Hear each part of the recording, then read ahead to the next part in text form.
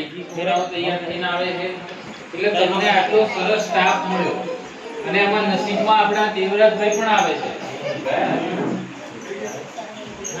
કંપનીના શિક્ષક પણ તમને મળેલા છે તો આપણને આટલી બધી સરસ સુવિધા મળે છે હવે આપણે શું કરવાનું આવું જ વાતાવરણ આપણી મુવાડી શાળામાં છે પંચાયત આપણા ગામની શાળા કહેવાય અહીં તમને જેવો સ્ટાફનો માહોલ છે એવો જ માહોલ આપણો મુવાડીમાં છે તમને કઈ અલગ લાગશે નહીં આપણી શાળામાં વચ્ચે મેં વાત કરી હતી એમ દરેક ધોરણમાં એક સ્માર્ટ કોમ્પ્યુટર છે એના પર આપણે ભણાવીએ છીએ અંદર કોમ્પ્યુટરની લેબ છે આવા જવામાં તકલીફ પડતી હતી તો આપણે આ ગાડીના કાગળિયા મંગાવી દરખાસ્ત પણ ચાલુ કરી દીધી એટલે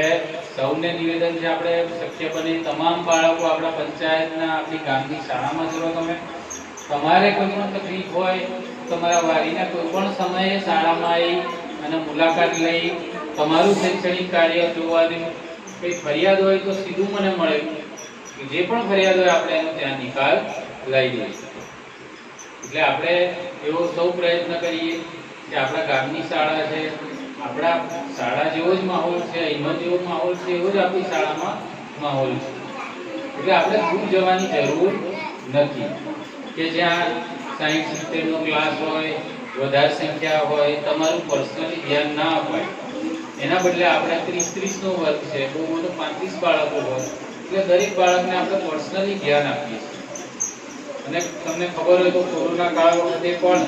આ ગામમાં ફરી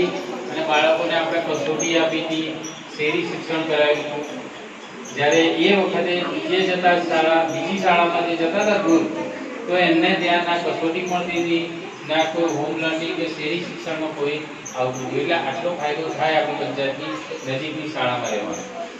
એટલે હવે બીજું ના કહેતા આપ સૌને ફરી નિવેદન છે આપણી ગામની શાળામાં જ આપણે પ્રવેશ લઈએ અને આપણી ગુણવત્તાને વધારવા માટે આપણે સૌ મહેનત કરીએ અને તમે વિદાય લઈ રહ્યા છો તો આ શાળામાં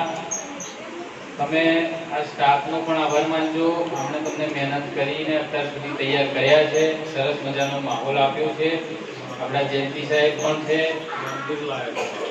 હા ખૂબ સરસ